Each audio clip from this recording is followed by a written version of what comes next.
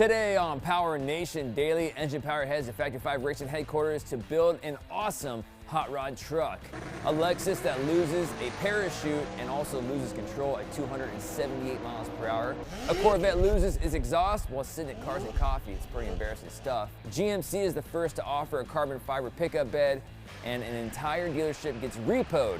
That's something you don't see every day. And this is PowerNation Daily. PowerNation Daily is brought to you by Factory 5 Racing, the world's leading manufacturer of build-it-yourself car kits. What's up, guys? Welcome to PowerNation Daily. Mike and Pat from Engine Power are joining us because we're going to talk about a pretty cool build that you guys did up in Massachusetts. Mike, what's it all about? Dave invited us up to their headquarters at Factory 5, and we were taking part in a one-off build of their first Factory 5 truck for SEMA. Nice. Great opportunity. Nice. What kind of engine is it? This thing was 001 on the serial number. It was powered by a small 302 with Strombergs on it, but it made 390 horses, built by Blueprint. They did a great job, and man, they had knocked it out of the park on the color, on the concept, everything. This thing's going to be big for them. There you go. Well, if you guys are looking to build something in your garage, look no further than Factory 5 Racing.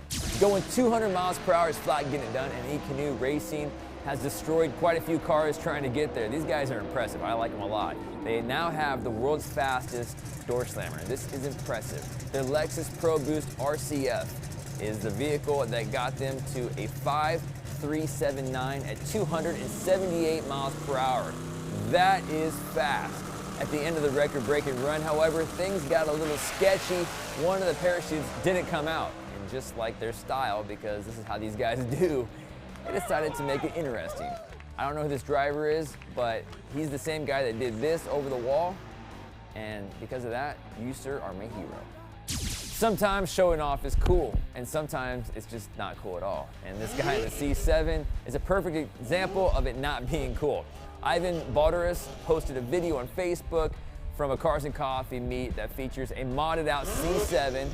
The owner starts revving his engine to impress the crowd, and what happens?